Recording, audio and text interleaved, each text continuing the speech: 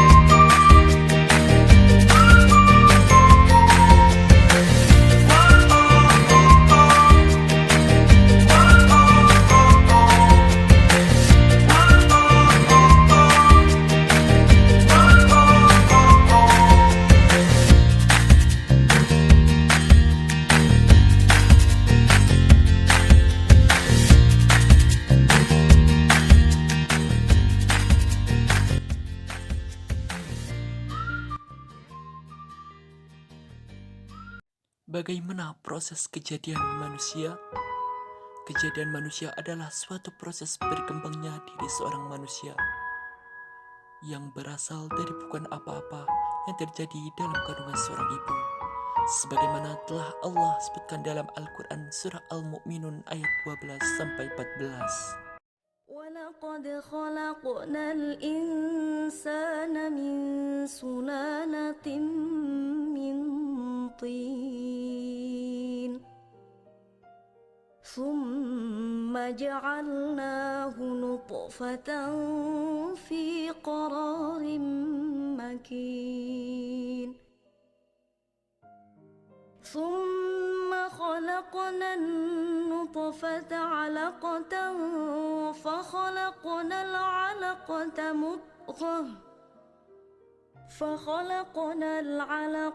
مُضْغَةً فَخَلَقْنَا الْمُضْغَةَ عِظَامًا فَكَسَوْنَا الْعِظَامَ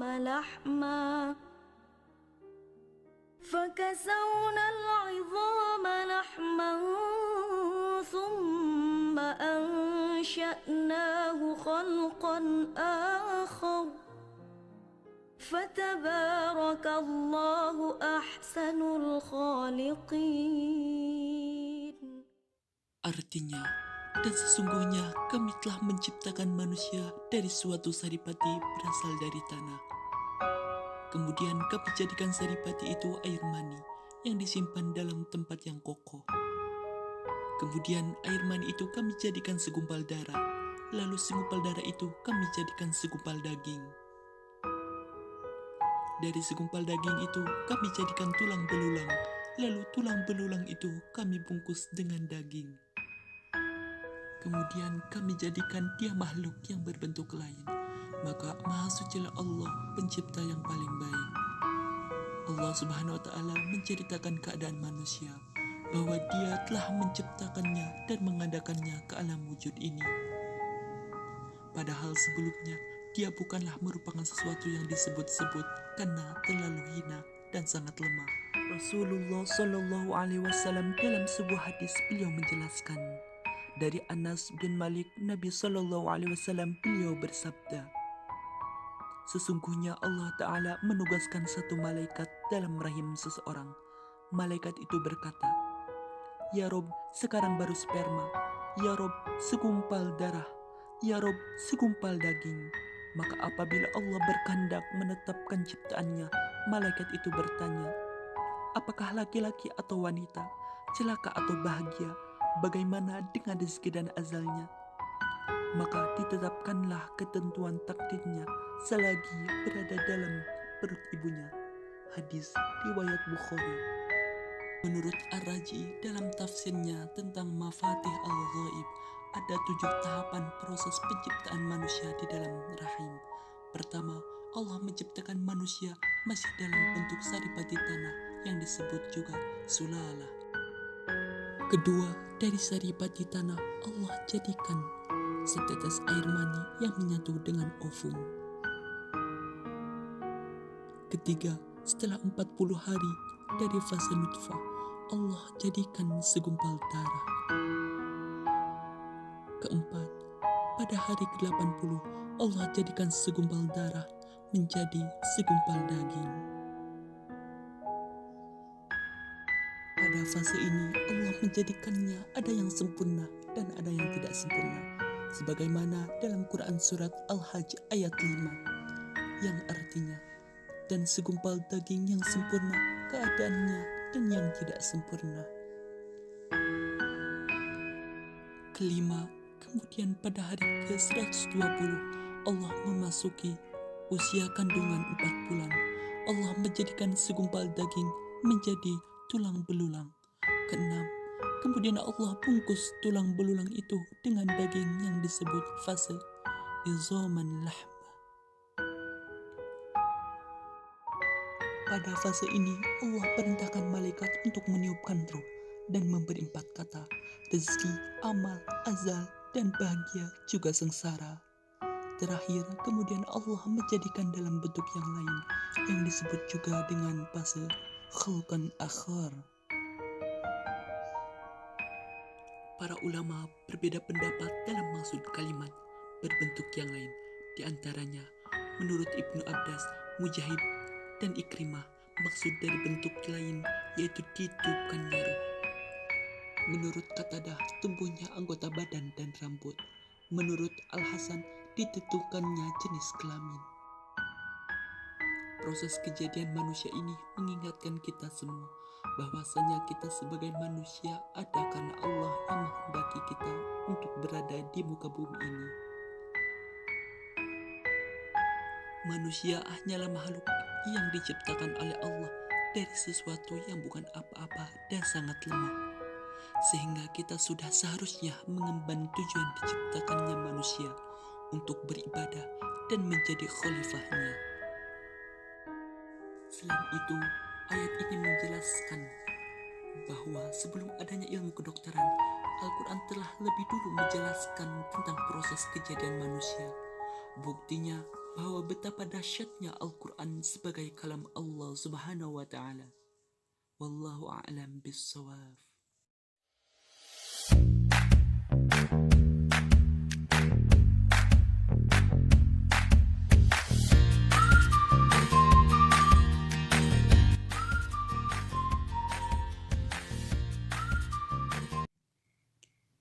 Setelah Allah ciptakan manusia dalam bentuk yang sebaik-baiknya, lalu Allah berikan kemuliaan kepada manusia. Salah satunya, manusia diangkat sebagai khalifah di muka bumi ini, sebagaimana firman-Nya dalam Quran surah Al-Baqarah ayat 30 sampai 32. Lalu manusia diberikan bentuk yang terbaik dan dilengkapi dengan perangkat yang menunjang. Lalu diberikanlah manusia itu kekuasaan untuk menundukkan alam, sebagaimana dalam firman-Nya Quran surah Al-Luqman ayat 2. Kemudian Allah kasih bekal hidup untuk manusia, yaitu potensi jasmani, potensi akal, potensi ruh.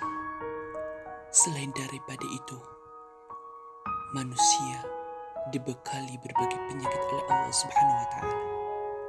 Tidak ada tujuan lain selain untuk menguji keimanannya. Lalu, bagaimana menurut Al-Quran tentang penyakit manusia? Menurut Al-Quran, penyakit manusia ada 2, yaitu penyakit hati dan penyakit jasmani. Salah satu termasuk penyakit hati adalah penyakit subhat, sebagaimana firman Allah dalam Quran surah Al-Baqarah ayat 10 yang artinya dalam hati mereka ada penyakit, lalu ditambah Allah penyakitnya. Yang kedua adalah penyakit syahwat, sebagaimana firman Allah dalam Quran surah Al-Ahzab ayat 32.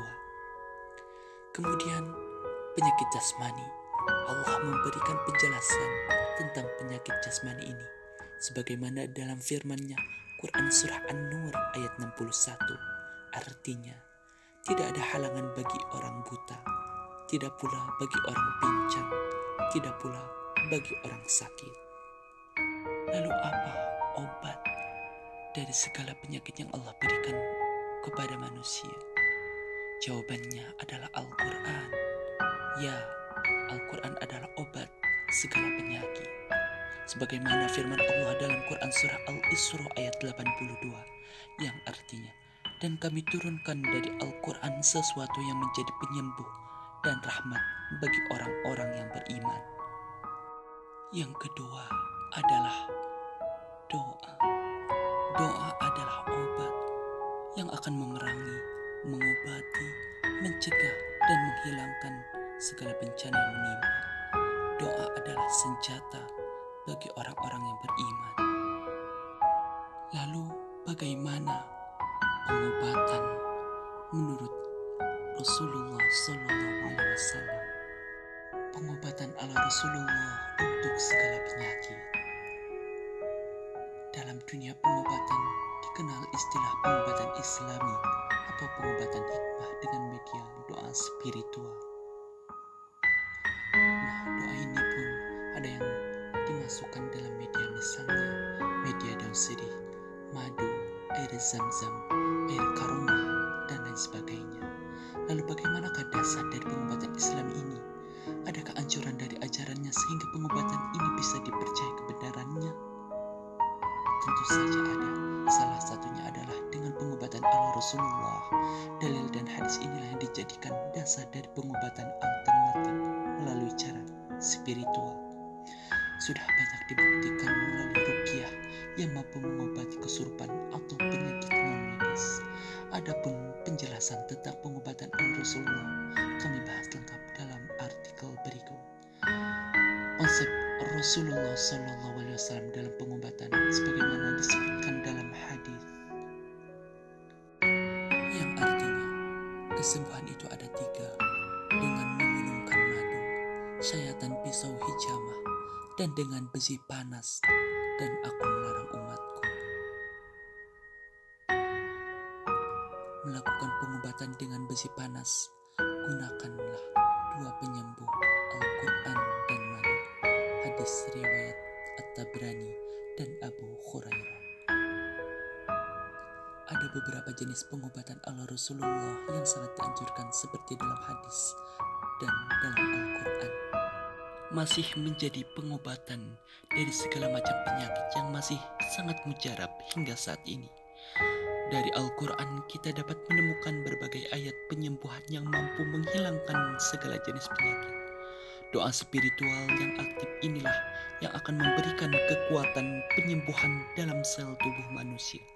Menurut Imam Ibnu Al-Qayyim Al-Zawziyah dalam kitabnya At-Tibun Nabawi, bahwa penyakit itu digolongkan 2 jenis, yaitu penyakit batin dan penyakit fisik. Penyakit batin adalah penyakit yang berkaitan dengan jauhnya batin seseorang dari Allah Subhanahu wa Ta'ala.